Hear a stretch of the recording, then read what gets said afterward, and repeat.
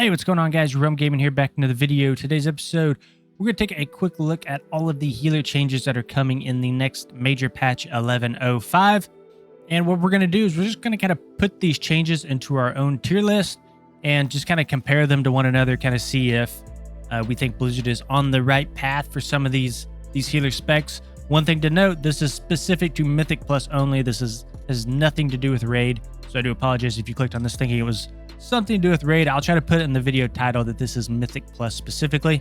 A lot of these changes are related to PvP, some aren't, so we're just going to have to kind of go through the weeds here and we'll just kind of look at everything. So first talent, Reactive Resin. When your restoration heal over time effects are removed by enemies, they're replaced with Reactive Resin. Healing an ally over 6 seconds, multiple stacks may overlap. Passive ability. So I believe that this is only a PvP talent here. It says when removed by enemies, so this has nothing to do with expiration, so I don't think this will affect us in Mythic Plus. Up next, we have a new talent called Twin Leaf. Nature Swiftness now has 2 charges. So this would be really cool with our Convoke windows, because normally we Nature Swiftness before we Convoke. Now we're going to get another Nature Swiftness, so we can have that to rely on. Because right now we're just kind of burning Nature Swiftness to use with Convoke for a lot of big burst healing. Now we actually have a charge of Nature Swiftness here that we can rely on in a pinch, which is kind of the main purpose of the spell, right? So I have a good feeling that this will be pretty dang strong. Up next, we have a new talent called Wind Roots here. Abundance now also reduces the cast time of regrowth by 5% per stack. Cenarian Word's cooldown is reduced by 10 seconds, and its duration is increased by 2 seconds. So we've been seeing a lot of changes with Cenarian Word lately, so this is a very nice buff. To Cenarian Word, and then Abundance is going to be a raid talent, so this kind of beefs up your regrowths based on the number of rejuvenations that you have out. So I don't think this is going to affect us for Mythic Plus. We also have a new talent here called Renewing Surge. The cooldown of Swiftman is reduced by up to 40% based on the current health of the target. Cooldown is reduced more when cast on lower health targets. So this is a very interesting one, and I think what they're trying to incentivize us to do is to Swiftman lower health targets, because I right now I think the way that the playstyle of Resto Druid works is you just Swiftman specifically to get good to Keeper of the Grove here, to get Cenarius Might. And what they're really trying to incentivize us to do is to Swiftman lower health targets. That's kind of the I guess their idea behind Swiftman is to heal low health targets. But regardless, even if you're still using it on 100% health targets just for that haste buff, it's like nothing changes. That's how it is right now. So this is only a buff to Restoration Druid by getting more CDR and Swiftman. The more CDR, the more we can proc Cenarius Might. And of course, the more often we can proc Soul the Forest and get those beefed up wild growths. So big win there. Up next, we have Forest's Flow. So consuming clear casting now causes your regrowth to also cast Nourish onto a nearby injured ally at 60% effectiveness, preferring those with your heal over time effects. So this is a really good talent. This is almost like a built-in Ancestral Awakening, if you're familiar with that talent for Restoration Shaman. Basically, we're just going to get free healing now on other injured allies just by casting our regrowth, only, through these clear casting procs. And then, of course, if you do take Tranquil Mind, you will get 2 stacks of this clear casting, so you can kind of get a back-to-back sort of burst spot heal. And I really like this change because I think that's where Restoration Shaman kind of suffers. We're seeing a ton of just single target burst damage going out, especially when you think about like the last boss Siege of Borealis, that dot that goes out. We really need a way to effectively burst heal 2 targets at once, right? We have 2 dots that go out.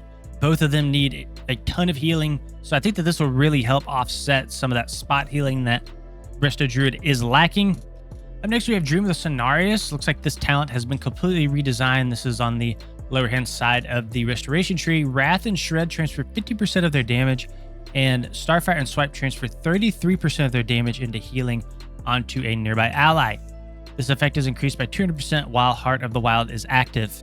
I really like this because this gives us some more wiggle room with Heart of the Wild.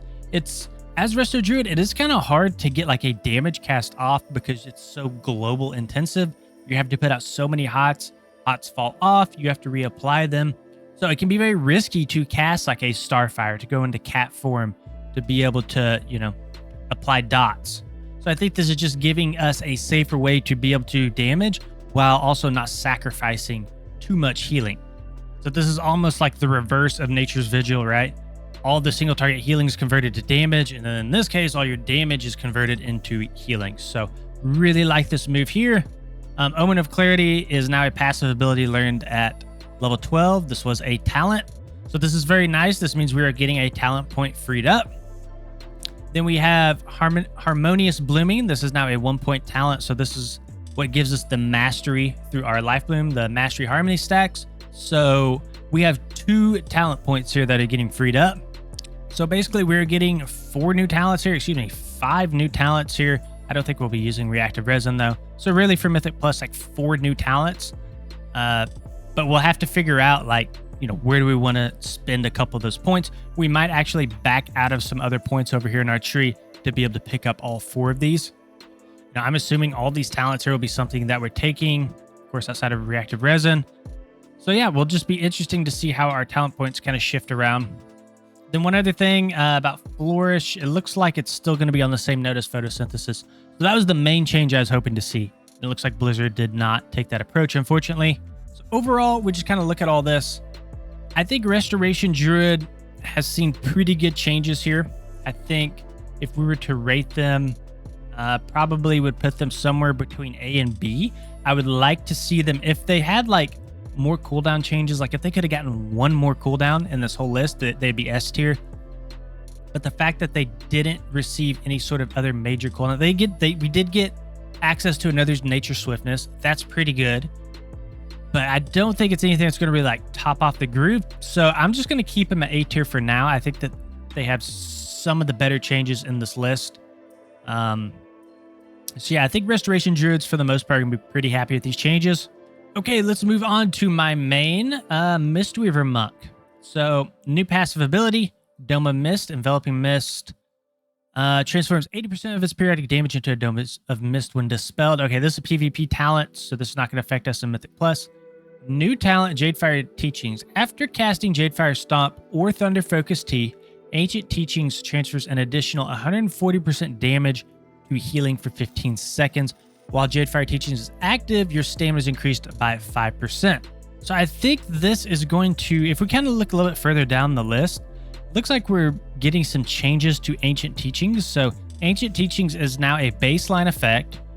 So it's not something that we have to like focus on keeping up. We don't need like a weak R to track it anymore. But we probably will need one for Jadefire Teachings, but that's a different story. And transfers damage from Crackling Jade Lightning, but now transfers 30% of its damage into healing. So we have a lot of things going on here. So we have a new talent, Jadefire Teachings, and it looks like that is going to take the place of Ancient Teachings. And then it looks like we got something going on with Jadefire Lightning. Looks like it channels 25% faster. And right here, Jade Empowerment. Casting Thunder Focus Tea increases your next Crackling Jade Lightning's damage by 1,000% and causes it to chain to 4 additional enemies. Choice node with Dance Ichiji. So I really hope we take this. So this is going to be a choice node down here at the bottom with Dance Ichiji. So it looks like we might be going into this node here. And I guess it just depends on how powerful it is, but that's one of the issues I think with Mistweaver Monk right now is their damage isn't great. So I think this is really going to help us just kind of beef up our damage. Just right now, I think we're like position 4 or 5 in the sort of tier list for damage of healers. And, you know, we're a healer that heals through our damage. So I feel like we should always be within the top 3. Like we should be either right up there with Disc, like we should be right below Disc probably. Disc should be the highest, then us, then probably Holy Paladin should be 3rd. And right now we are way down in that list. So I'm really hoping that this fixes a lot of those issues. I guess it just depends on tuning with this, how strong it is. But overall, I do like the idea. Crackling Jade Lightning has been a useless ability for a very long time for Mistweaver Monk. So nice to see that, you know, they're trying to revive the talent. Now, one thing that I'm not sure on, let's go back to Jadefire Teachings. So after casting Jadefire Stomp or Thunder Focus Tea, Ancient Teachings transfers an additional 140% damage to healing for 15 seconds. While Jadefire Teachings is active, stamina is increased. So does this stack? This doesn't say it's through a specific ability. So does that 140% damage stack with Awakened Jadefire? If we look at the bottom of this, Spinning Crank Kick heals 3 nearby allies for 90% of the damage done. Does it stack with that 90% plus 140%? Because if so, that would be an insane increase to our throughput. Now, if we do look down here, we do actually have some changes to Awakened Jadefire. So let's read this. Awakened Jadefire now additionally causes Blackout Kick to strike 2 additional targets at 70% effectiveness. Now this gets a little bit even more interesting here, because if we look down here, Ancient Concordance has been removed. So if we go to our tree here, we can see Ancient Concordance. Your Blackout Kick strike 3 targets and have an additional 10% chance to reset the cooldown of your Rising Sun Kick while within your Jadefire Stomp. So that is getting completely removed, and it's pretty much getting replaced with, where did it go? This Awakened Jadefire. So I guess it's not getting replaced. They're just kind of merging these 2 talents into one. So Awakened Jadefire, again, is down here on the bottom left as of today. So now that I know that these 2 share a node, this will be interesting, because I don't know if we're going to get... Okay, so that's why these 2... Okay, this is all kind of coming together. So Crackling Jade Lightning's damage increased by 1,000%. So the reason that they changed Jadefire Teachings is so that Jade... Excuse me. So, oh my fucking God. So what this means is that Jade Empowerment and Dance of Chi-Ji down here will share a node, and they will both... The damage from both of these will scale with Jadefire Teachings. So that's why they changed this to Jadefire Teachings. It's now just based off raw damage that you do, and it's not based off specific abilities, right? Because if you look at Ancient Teachings now, it's based on Tiger Palm, Blackout Kick, Rising Sun Kick. If you can see, you know, like Crackling Jade Lightning's not in there, so we wouldn't be getting any healing from that spell. So that's kind of how that's all tying together. This is probably a good redesign. Calming Coalescence has been redesigned. Increases the absorb amount of Life Cocoon by 80%. So that's going to be in this node. At the moment, you know, I'm personally not running either of those nodes. However, this, you know, it's just going to be basically a buff to Life Cocoon. So you can't really argue with that. Yeah, Calming Coalescence is just based on Soothing Mist heals, and you're getting that stack up. Kind of awkward to play around, especially if you're playing like Fistweaver. And then since we're talking about that node, it looks like Nourishing Chi is getting removed as well, which is the top portion of this node. So this, I guess, will just be Calming Coalescence. We do have a couple other things up here that we did sort of skip over. So I'm just going to kind of... I was trying to tie all that in together, and it's all out of order. I wish I would have kind of like grouped the changes that kind of synergize with one another into one or a couple paragraphs, like right next to each other, but that's okay. So we'll go back up to New Talent Refreshment. Life Cocoon now grants 5 stacks of Mana Tea, applies 2 stacks of Healing Elixir to its target. That is huge. Life Cocoon was already a broken spell, and now it's getting even bigger buffs, so that's really nice. Then we also have a new talent here called Rushing Wind Kick. Kicked by powerful gust of wind, dealing nature damage in a cone in front of you, split evenly among them. Damage is increased by 5% for each target hit, up to 30%. Grants Rushing Winds for 4 seconds, increasing Renewing Mist healing by 50%. Replaces Rising Sun Kick. It is a choice node with Jadefire Teachings. So you have to pick either this or Jadefire Teachings up here. Just by reading it here, I can't really see the purpose of it, especially if it shares a node with Jadefire Teachings. I don't think this is something we'll be taking. I'm not sure what the purpose of it is. I would assume we're taking Jadefire Teachings over this. So yeah, let me know what you guys think in the comments on that one. So yeah, overall, I think this looks pretty good. These are pretty core changes to Mistweaver. I really wasn't expecting this. So what this means is we will probably have to redo our Mistweaver Monk guide. I don't know if I'll do it all in one video or break it out. But I would say overall, these are very good changes for Mistweaver Monk. I think it does make the specialization more approachable as well. And then just kind of looking, this will be kind of the last thing here. It is 140% damage and healing for 15 seconds. If we look at Ancient Teachings right now, it's 170%. But once you add in the baseline value down here, this additional 30%, it ends up being the same. I believe 170%. So we're not like losing any throughput. It might look like right off the bat that we are, but I don't think we actually are. Especially if this ends up stacking with our Awakened Jadefire, right? Get that additional 90% healing with our Spinning Crane Kick. So potentially, you know, I feel like this could potentially be like S tier changes for us. The only thing that might not make it S tier would be, you know, we didn't get any So like major class buffs. We did get some stamina increase, which is very nice. But anyways, I'm kind of ranting at this point. Let's just go ahead and rank this bad boy. I would probably say it depends on, I'm just going to have to test the scaling. But if this ends up stacking, Jadefire Teachings ends up stacking with our Awakened Jadefire, I believe that this would be considered an S tier change for Mistweaver Monk. I think it's going to be pretty correct. And again, when I talk about stacking, I'm obviously only talking about spinning Crane Kick, because that's the only ability that benefits from Awakened Jadefire, and well, Blackout Kick will as well. Okay, anyways, moving on. Holy Paladin, dude, it just got wrecked again. I'm not reading through all of this. They got a ton of talent revamps here. I'm not going through all this again. But we will go into like the holy specific changes. And there is a Wowhead article out there, I believe, that we can kind of go through to kind of summarize all this for us. So we'll take a look at that.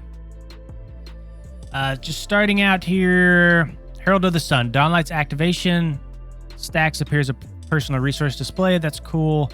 Okay, so nothing with Herald of the Sun.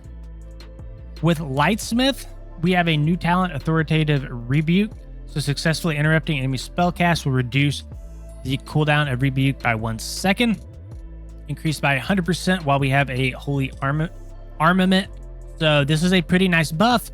I don't think anybody's going to complain about more kicks. Then we also have a new talent here, Tempered in Battle.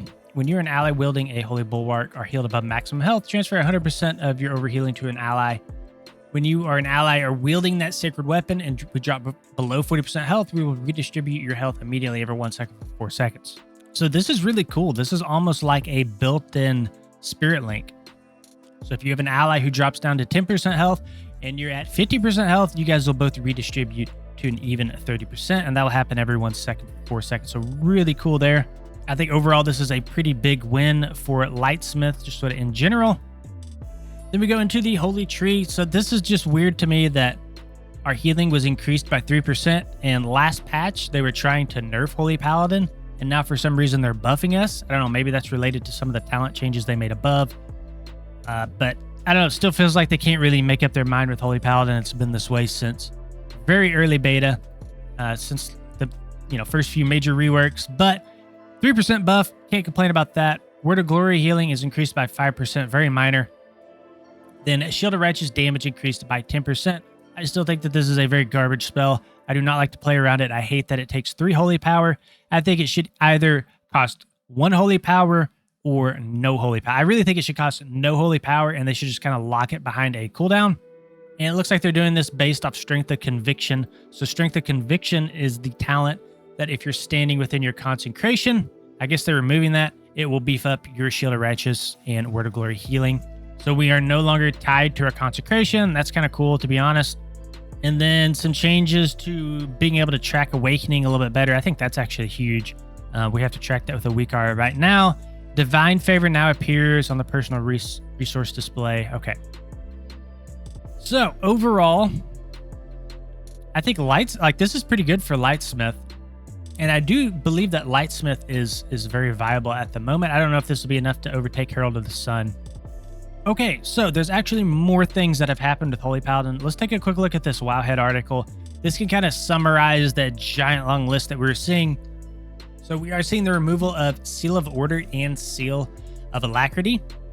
So it looks like according to this article, this is going to affect our rotation negatively. So it looks like part of Seal of Order and part of Seal of Alacrity are going to be made baseline, but not everything's going to be made baseline from the two talents. So through Seal of Alacrity, we're keeping that CDR, but we're not keeping the haste.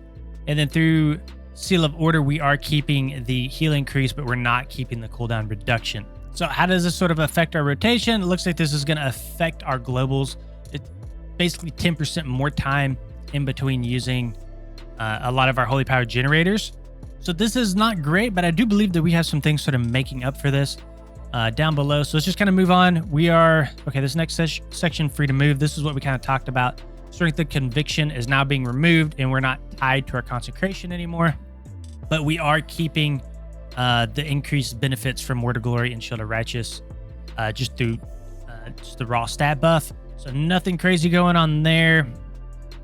Looks like there were some other talents that were removed here, but according to the article, they're pretty garbage. We didn't take them, so we can move on to some of the cool new stuff. So Selfless Healer. So again, you know, we've seen this in pretty much every healer so far. Blizzard's kind of pushing this sort of beacon of light sort of play style where you're able to heal 2 targets at once. You can kind of help off heal a low health target. But in this case, the additional healing actually only affects you. So if we just kind of read it out here, Selfless Healer, new talent, Flash of Light and Holy Light are 30% more effective. This is really good. Holy Light was way too weak for healing tanks on your allies, and then 40% of the healing also heals you. So one of the major issues with Holy Paladin has been really difficult to like top off a tank. It's super mana intensive. Holy Light just didn't feel impactful to press even with an Infusion of Light proc. So this is very, very good that we're getting this. I don't think this will move us into something to where we're casting Flash of Light a whole bunch. I think this is really going to focus more on Holy Light than anything, at least in a Mythic Plus environment. I don't know when this was written. It says something about 10% here, but it clearly says Flash of Light and Holy Light 30% more effective on your allies and 40% heals you. So I'm not sure where this 10% value is coming from, but really, you know, this is just like a built-in beacon for us. So really good changes. I think this is a win overall for Holy Paladin. Let's go ahead and move on to Light Bearer here. 10% of all healing done to you from other sources heal up to 4 nearby allies divided evenly among them. So what this means is other allies that heal us, 10% of that healing will then kind of be dispersed out to our allies. So this has nothing to do with our own personal healing. It's just other people that heal you. So kind of like the article says here, yeah, this is probably more focused around a protection paladin rather than a holy. This is kind of focused on you being the main healing target. Up next, we have a new talent, Lead the Charge. Divine Steed reduces the cooldown of 4 nearby allies' major movement abilities by 3 seconds, and then your movement speed is increased by 3%. So it looks like the strong portion of this is just going to be in the movement speed increase, not necessarily the CDR that comes out of this. Overall, kind of a meh talent. Another kind of interesting one here is Imperial Ward. So Lay on Hands grants the target 100% increased armor for 30 seconds and now ignores healing reduction effects. So this is going to be really good, right? You lay on hands the tank, they get way more armor. You know, they can just kind of, it lasts for 30 seconds as well. So it lasts for a very long time. So they can like just kind of sustain themselves for a little while you heal up the rest of the group. One other thing that is kind of interesting is it might also work as like a very, very mini power infusion for Fury and Arms Warriors, since they have a talent, Armor to the Teeth, that grants them strength based on armor. So it might be interesting if you could run with a priest and like PI the warrior into an Imperial Ward on top of them.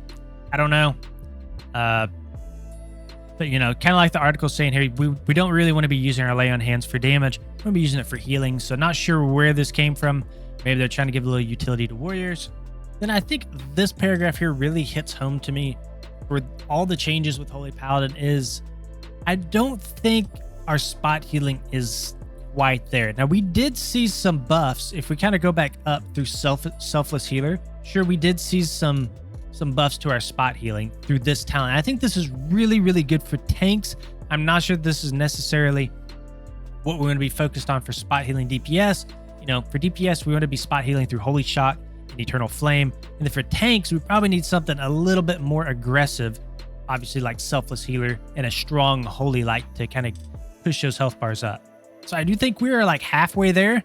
This helps, but I do think that we do just need a little bit more spot healing outside of this. So yeah, overall, we're just going to keep Holy Paladin. We're just going to kind of keep him at B tier here. I think that for the most part, the changes were good, definitely above average, but you know, I'd like to see a little bit more single target healing, a little bit more spot healing from them to move up into A or S tier. So we'll keep him at B. Okay, now let's quickly take a look at Restoration Shaman.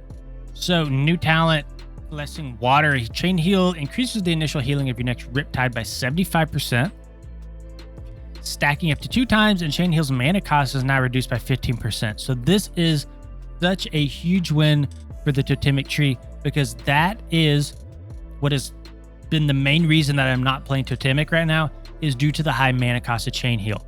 It's fun to play, the throughput is there. However, it's just so mana intensive and you have to be so careful with what you're doing.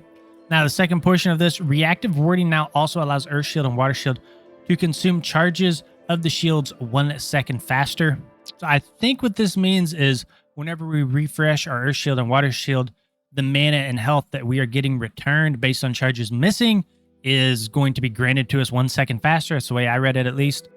We have High Tide's progress is now checked through an aura called Swelling Tide. When Swelling Tide stack count reaches 100, High Tide triggers. So it looks like a built-in weak aura for High Tide. Then this is a little bit of a nerf, I guess. High Tide's progress now resets at the start of a raid encounters and Mythic Plus. So I don't know if you could cheese this by like just chain pulling and staying in combat. But that is a slight nerf if I'm reading that correctly.